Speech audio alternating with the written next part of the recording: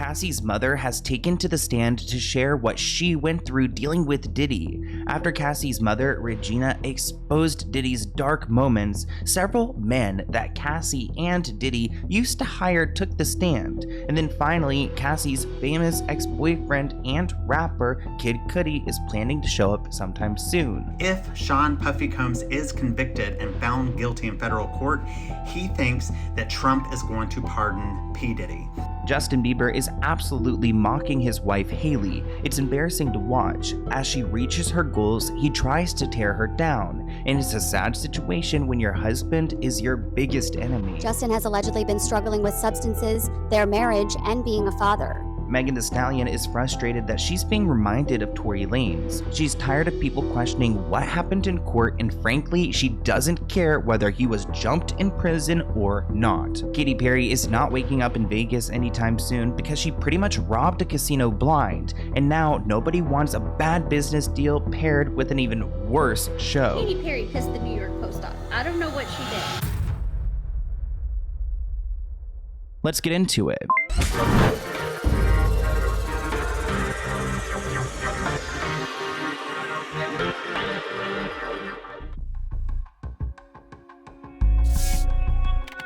Let's get into the Diddy trial. Cassie's mother, Regina, was called to the stand today to testify in Diddy's trial. The prosecutor asked Regina to identify Diddy in a photo and explain how she knew him. She said, "He hated my daughter." Regina said she first met Diddy in 2006 when her daughter Cassie signed with his record label. Regina said that her daughter and Diddy started dating in New York City, and she'd see her daughter about 3 or 4 times a year. Now, the goal of Regina being there is to corroborate a couple of stories, but also to talk about Cassie's psyche, how she changed as a person, became more withdrawn. Prosecutors are also going to ask Regina about the $20,000 that Diddy demanded that she pay him. Now, Diddy is the one with all the money here, so why is he demanding $20,000 from Cassie's mother? Well, we'll get there. Regina claims that Cassie emailed her in 2011, claiming that Diddy was threatening to release inappropriate tapes of Cassie. This is whenever Cassie became involved with Kid Cudi, a rapper, and it goes along with the story she told last week. Regina said that the threats have been made towards Cassie and that he was going to release 2 tapes of her, one on Christmas Day and one maybe before or right after or sometime soon. Regina claims that she felt physically sick when she read the email. She said, "I did not understand a lot of it. The tapes threw me off. I did not know the other person, but I knew that he was going to try to hurt my daughter." Starting a business can feel like stepping into the unknown. There's branding, inventory, shipping, marketing, customer service, and somehow you're expected to master it all from day one. That's why millions of businesses, from global brands like Mattel and Gymshark to startups and side hustles, rely on Shopify. If you want to see less carts being abandoned, it's time for you to head over to Shopify. Sign up for your $1 per month trial and start selling today at shopify.com/Sloan. Go to shopify.com/Sloan, all lowercase. That's shopify.com/Sloan. Regina claims that Diddy then contacted her around the same time of this threat and demanded the $20,000 be paid as recoup money that he had spent on Cassie. He was angry that she had moved on with Kid Cudi and he wanted that money back, which is ridiculous to me. And at that point, Regina did not know what to do. She and her husband took out a home equity loan on their house, so putting their house up for risk to go and pay him out. Diddy's bookkeeper sent Cassie's mother an email with instructions on how to wire the money to him, and she did it out of her daughter's safety. Now, the money was taken out of her account, but then a week later it was deposited back. Diddy never told her why. It was never spoken about, but the money was returned. The jury then saw photos that Regina took of Cassie in December 2011. This was after Diddy physically harmed Cassie, and Regina took it as evidence, which is smart thinking, Mom.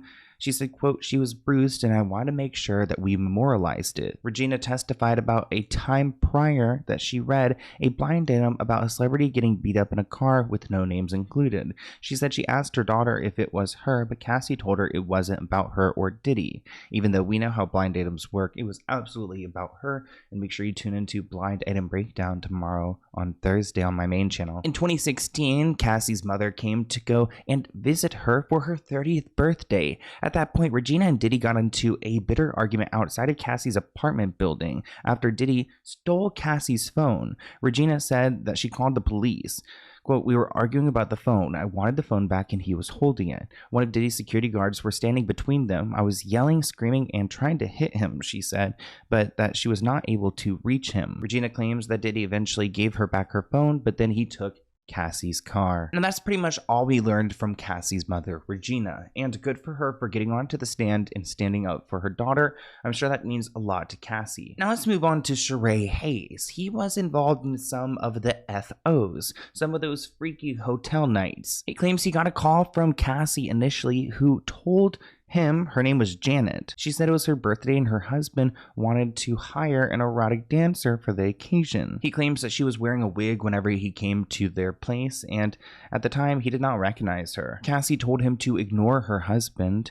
He said, quote, "I'm specifically told not to acknowledge him, not to look at him, no communication, nothing." Afterwards, he was given a stack of cash, about $800, and he left. Now, Sheree claims that he never used drugs with Cassie and Diddy. They offered him some smoke, some alcohol, but he never used it. He also claims that he never saw Diddy doing anything either, and he never seemed to be intoxicated, which is a great point because they could try to make it seem like Diddy's like unwell or that he like wasn't like in the right mind, so he's innocent. But if he's not intoxicated and everyone's saying so, then it makes it seem like he's more guilty. He knows what he's doing. He's in control. Now, as I mentioned, Cassie's ex-boyfriend Kid Cudi will be taking the stand. He had a brief relationship with Cassie because he could not really get to her. Remember that Kid Cudi's car was blown up by Diddy. So I'm really looking forward to seeing what he has to say about this man. Cassie testified last week that Diddy told her that Kid Cudi's car would be blown up in his driveway,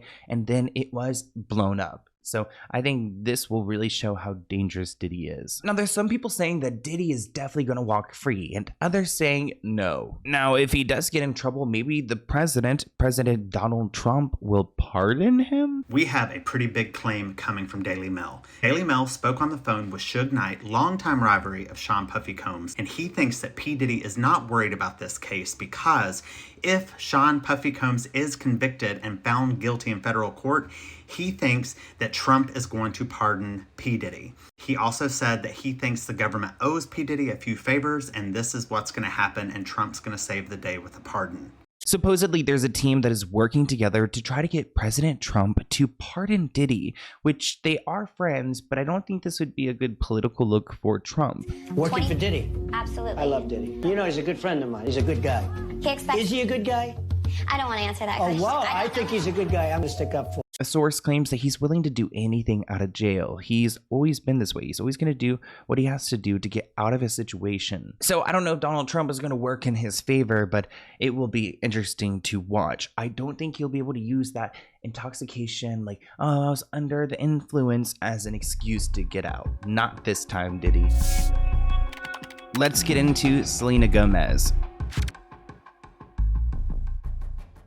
I just wanted to mention Selena Gomez because, you know what, I'm messy and I love Oreos, and she's coming out with her new Oreo flavor. Here you can see they're all going to be printed with different signatures and things like that. Selena said she's selective when it comes to deciding to partner with a brand. So Oreo, you know, is lucky to get Selena. She said, like most people, I've loved Oreo cookies for as long as I can remember. So when I was approached to collaborate on my own flavor, it was something I couldn't say no to. This special cookie comes with 6 different prints on them. And one even says the Selenators, and there's another has her signature. Each treat takes a layer of chocolate and cinnamon cream and a layer of condensed milk cream. And the sandwiches themselves have like chocolate cinnamon flavored wafers, which I love. I heard it was like horchata flavored, which sounds really yummy. Each bite should taste like a sip of horchata, a Mexican beverage made with milk, ground rice, and cinnamon, which I love. Horchata, it's like one of my favorite drinks. Well, I don't drink it all the time because, you know, dairy's hard and it's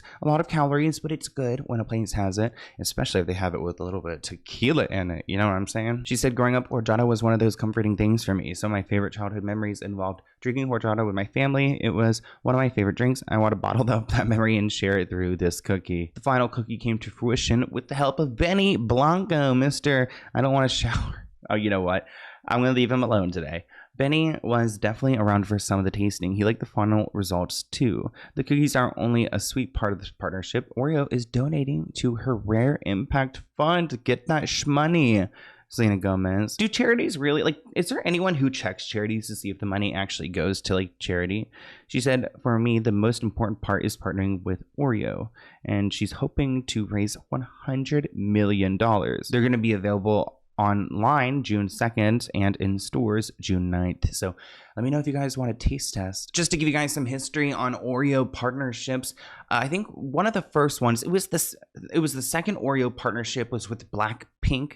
Back in the day, it was a few years ago, and that was one of the biggest partnerships that Oreo had done with a musical artist. Then we had the Lady Gaga cookie, the green and purple one, which nowadays it kind of reminds me of Wicked, but like back then it looks so unappetizing. Like, ugh, the Chromatica cookie, I did not want to try it.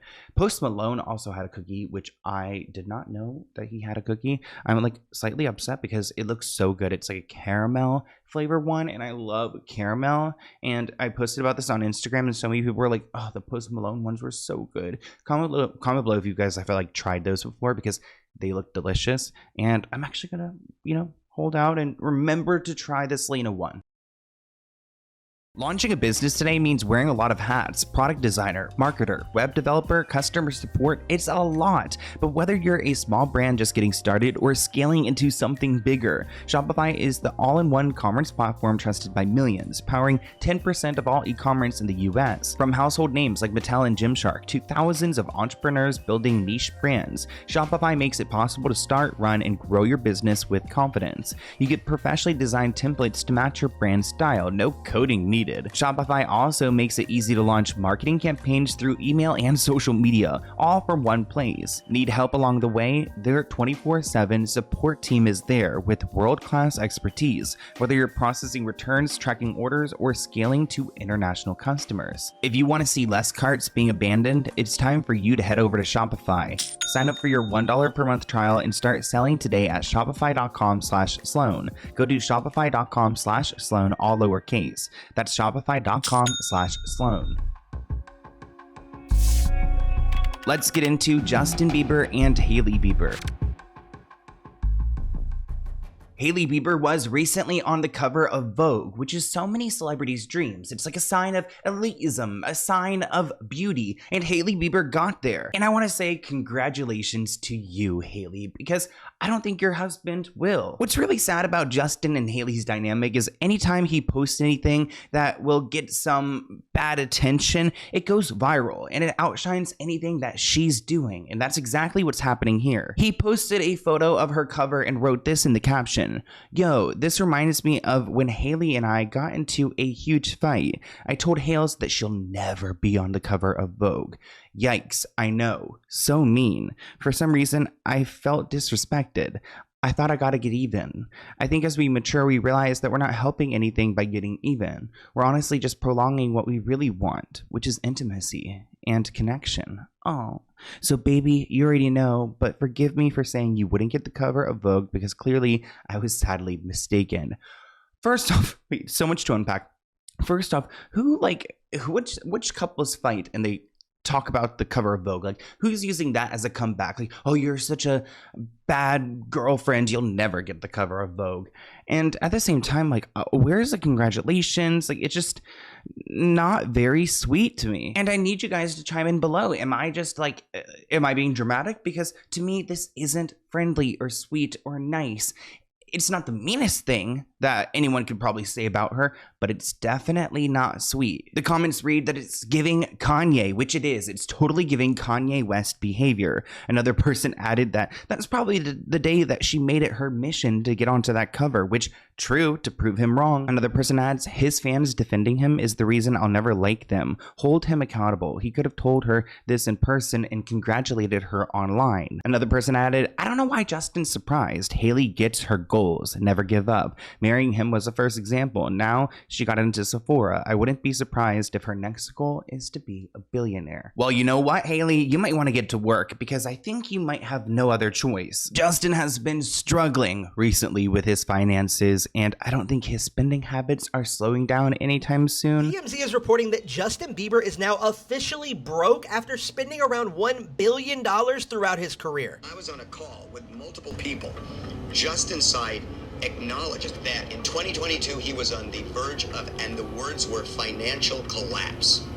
And that's why he had to sell his catalog. It looks like Hailey is going to have to prepare for her sugar mama era because reports claim that Justin was on the verge of financial collapse, which is huge because, I mean, he has so much money, which I know is hard for us to comprehend. How does someone who makes hundreds of millions of dollars a year just blow through it? But when every single day is a $100,000, $200,000 day, I guess it becomes easy. I can't imagine what a day in the life of his is like. Justin has made somewhere between $500 million and $1 billion, but he had to go and sell all the rights of his music because he could not afford his lifestyle. Justin Bieber is more broke than we thought. TMZ's investigation has gotten messy, like allegedly borrowing credit cards and buying private jets they can't afford to keep up with friends. In TMZ's new investigator series, Behind the Biebers, Scooter allegedly tried to stop the sale of the $200 million catalog while he was on the Justice Tour, told him to wait till January 2022 because of tax purposes. According to TMZ, Justin was so broke he had to do it in December of 2021, and that's just the beginning of the Bieber's financial downfall, according to TMZ.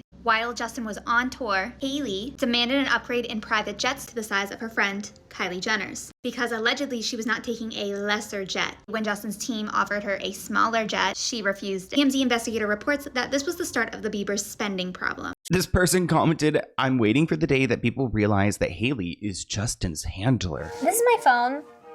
Very straightforward, obviously. These are a couple more that I keep on me, and I really just use them for a lot of the simple stuff, like surfing anonymously, commenting, stalking, viewing girls' pages, making multiple accounts, you know, that kind of thing. Okay, so last but not least, this is a little tincture potion that I got. I would say probably when I was around 12, my dad flew me to go meet with this witch who lived in the mountains, and she made this specifically for me. She told me that it would make a young Canadian pop star fall in love with me. So yeah, I've been taking this one for years. Absolutely love it. Thanks, Dad. I mean, people have their suspicions for a reason, especially when you see that Justin Bieber was involved with Lou and Taylor, who is the woman who was involved and pretty much responsible for Britney Spears' conservatorship. I would not want to be in business with her. That's just my personal feeling. I'm not trying to say anything bad about her, allegedly, because she likes to come for people. She also, I believe, was representing Diddy. Justin Bieber is allegedly in danger of being put into a conservatorship. And the woman that was involved with Britney Spears' conservatorship, Lou Taylor, is allegedly involved with Justin Bieber's situation. And this comes a month after a blind item that alleged that Hailey Bieber was talking to a lawyer that dealt with conservatorships. Justin has allegedly been struggling with substances, their marriage, and being a father. Everything in this video is alleged, not confirmation of validity of allegations. The business manager, who was a driving force in what happened to the permanent A-list quote-unquote singer, is right up in the mix with the north of the border singer and his woes. Will history repeat itself? Now, I don't think he's in a conservatorship, or at least in one quite yet, because he doesn't seem quite in control. You know what I mean? Let's look at a section of this article Vogue wrote about Hailey. They write, "What is it about Hailey Bieber? What makes her fans stop this peculiar 28-year-old on the street, paint smiles of freckles on their faces, and wait in line to buy her $20 smoothie collab at Air One? What drives others to fixate on her flaws in the comment sections, or even, she'll tell me later, follow and berate her in the street?" In the street? For the former, it's her palpable warmth and kindness, her 90s nostalgia-influenced style that seemingly untampered with good looks, and her charmed life as the devoted Miss Justin Bieber. From what I can tell, after several perilous hours spent online, her dissenters believe she successfully executed an evil master plan to entrap their favorite childhood pop star into marriage and to keep him from his one true love, which they believed to be his girlfriend from when he was 16, Selena Gomez. I would be personally offended if Vogue was doing a cover about me. And in the first bit, they mention Selena Gomez, like the person you've had so many issues with. As the case of most celebrity news, or really news in general, the negative version gets disproportionate airtime. Disasters and villains sell. Now, I did see another section where they write that she's starting to feel confident again. She's saying, you start to give less of an F about so many things. You're just like, I don't have the time, actually. I don't have the energy. She claims her child is the priority, which, thank God, the child is the priority for one of them. He's the most important thing to me, she says. It's been my biggest teacher so far, being a mother. She claims that Justin is an amazing dad and that he's a natural. Now, it's an interesting piece from Vogue. Not like interesting enough to go and read it for yourself, but I'll give you guys the overview. She also mentioned this really scary moment when she was giving birth. Hailey is opening up about childbirth like never before, just under a year after giving birth to her and Justin's baby. Hailey spoke about her unmedicated birth, which I'm like, wait, is that without an epidural? That sounds really painful.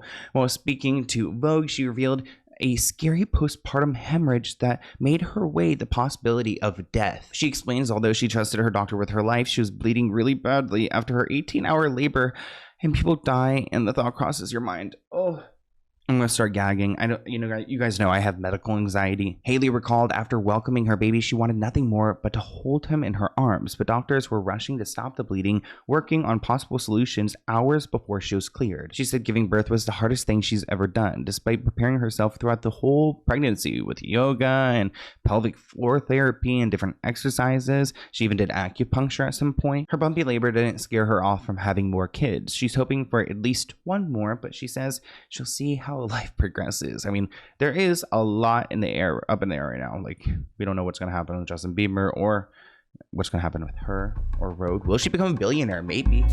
Let's get into Megan Thee Stallion and Tory Lanez.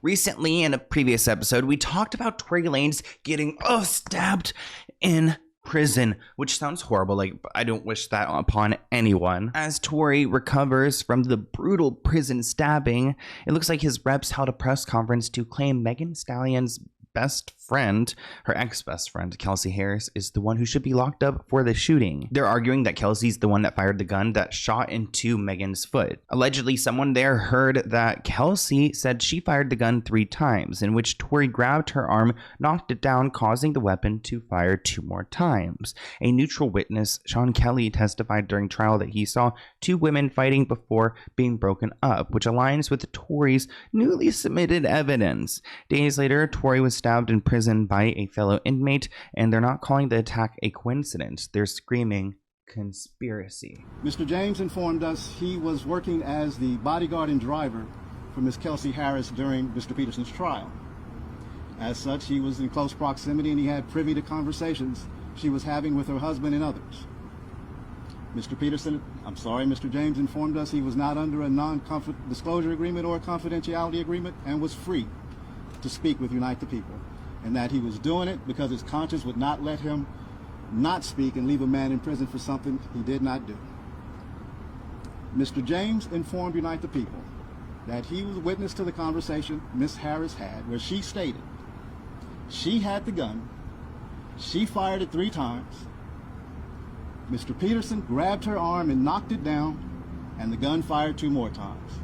This is an interesting narrative to take. It's like assuming conspiracy theories that Tory is somehow innocent, trying to pair him along with people like the Menendez brothers, who's getting out for a wrongful conviction. She noted how no forensic evidence is found on the gun that shot Meg, and it says it was determined there was a 0.001% chance that Tory's DNA was on the gun. Reporter Jason Lee actually reached out to Tory Lanez and got a statement from him, because it seems like all of this is starting to come back to fruition. Like, Meg is about to relive all of it. He said, it's honestly a bunch of suppressed evidence that was kept away from me during trial. He said, like, through trial, they keep saying it was inconclusive on the gun DNA, but I always knew I never touched the gun, so I asked my lawyer to retest it, and sure enough, I was 102% excluded completely from everything, just like I said. said.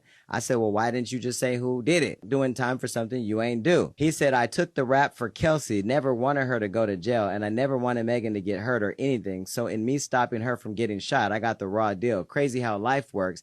And to think they made me the poster boy for the unprotection of black women, when in all honesty, I protected 2 black women, one from getting shot and one from going to jail. Never said nothing in 8 to 10 years for them to live. It's a crazy, crazy place we live in. So Jason got a lot of insight, and it seems like Tory's rather confident in his ability to somehow get out, which good for him that he hasn't lost hope, but also at the same time, is there evidence that could prove that he's innocent? I don't think so. And plus, Meg isn't too happy with this idea that he is going to get out. This comment reads, so you went to jail to avoid snitching, only to get in jail and start snitching. Yeah, that makes a lot of sense, Tory. Like I said, Megan Thee Stallion is not happy that there's a resurgence in this story. Meg is fighting back at Tory fans who still don't believe that he shot her despite what a jury ruled. She wrote, at one point, are you guys going to stop making me have to relive being shot by Tory? At what point are Tory and y'all fans gonna stop lying? Like, how much is the check to keep harassing me? Why is this happening every day? One minute him and y'all say I was never shot. Now y'all letting him play in your face again and say I was shot, but it wasn't him. Oh, okay, I'm sick of this. Leave me alone. He ain't dare get on that stand and deny he shot me, and that was his choice because he knows he did that stuff. I don't care about a blog or a bot. Why would I? Megan Thee Stallion have to lie on this shooting situation. How are you all mad at the person that got shot? Facts are facts. He did it. I was proven in court.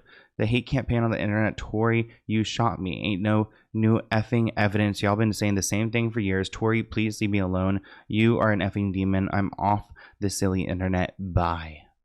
Heavy on the you're a demon. This person commented, I'm not even a Megan fan, but she's not lying. She shouldn't have to keep reliving the trauma of being shot. If he didn't shoot her, why didn't he present the case before the courts? Another comment reads, society does have a habit of blaming a victim when stuff happens to them, but you're not ready for that conversation. Let's get into Chris Brown.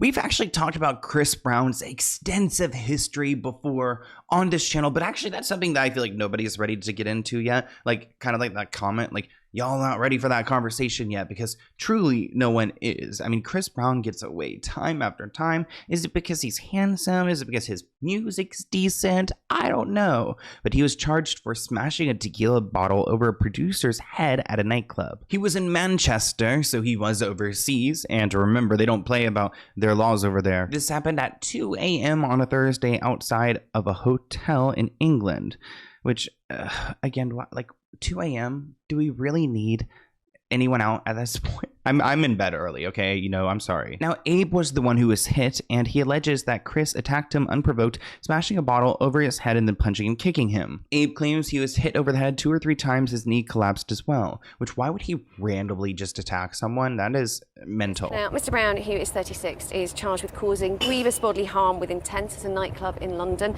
in February 2023.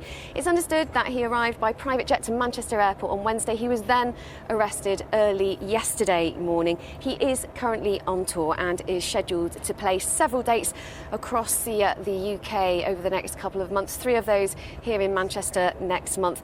The singer did not enter a plea today, and he was remanded in custody until his next appearance at Southwark Crown Court on the 13th of June. Chris ruthlessly stomped on Abe, kicked him in the back of the neck, resulting in the producer falling unconscious for 30 seconds. The incident is the latest in Chris Brown's long pattern that includes past arrests and restraining orders. See, Chris Brown knew as soon as he entered the UK, he was getting arrested. But it's not just his problem. The thousands that have bought tickets for Manchester, London and Cardiff, they may not even get a refund. Ticket insurance covers illness or injury, but not an artist in custody.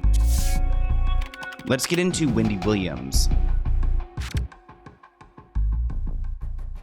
have a quick update for you guys on Wendy Williams. She was moved up from her care facility floor after allegedly sneaking up to the roof and getting drunk on her birthday.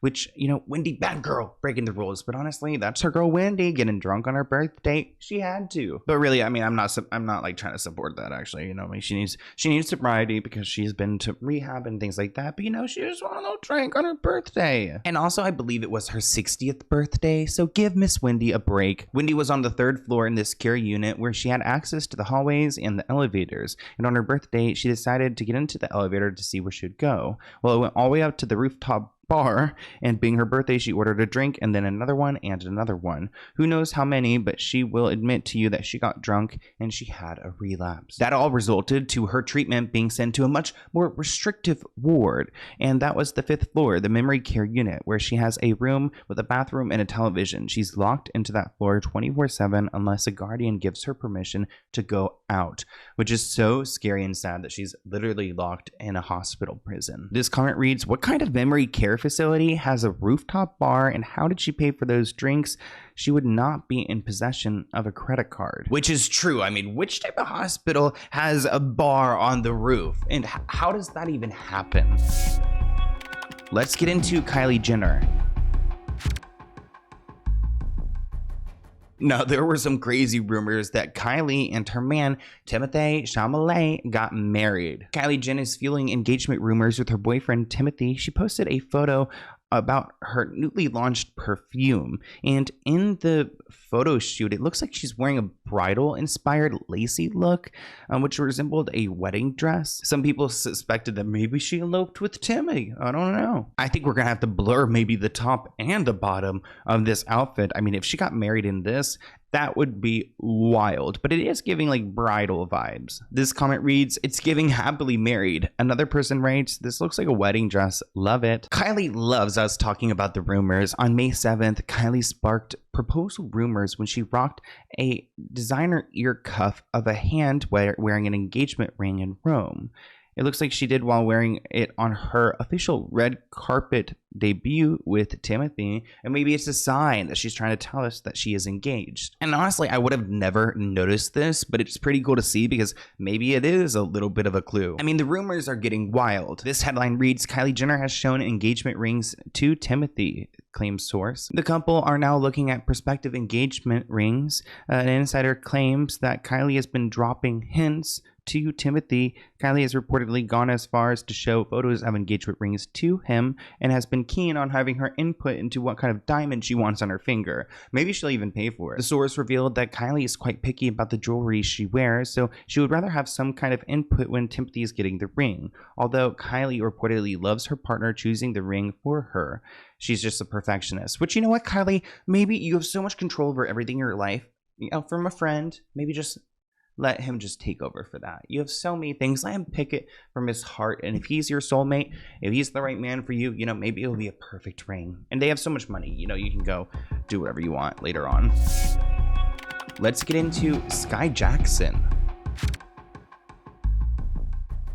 This headline is crazy. Sky Jackson was attacked by her baby daddy DeAndre on Mother's Day. She has filed a restraining order against her son's father, DeAndre, over domestic abuse allegations. In documents, Sky claims that DeAndre harmed her earlier this month on Mother's Day while she was holding their newborn son. She alleged that DeAndre grabbed her by her hair, slammed her head against the car window, and punched her in the face. Sky also claimed she experienced DV at the hands of DeAndre throughout their relationship. In documents, she told the judge that she went through a 6-month period where he would harm her weekly. She alleges that DeAndre would choke her, scratch her, and slam her head into walls. She claims he would damage her personal property, like her iPhone and television. At one point, it looks like DeAndre demanded that she drink bleach to unalive their unborn child while she was pregnant, and claimed that he had held her at knife point while walking her to the car, and she claimed that DeAndre threatened to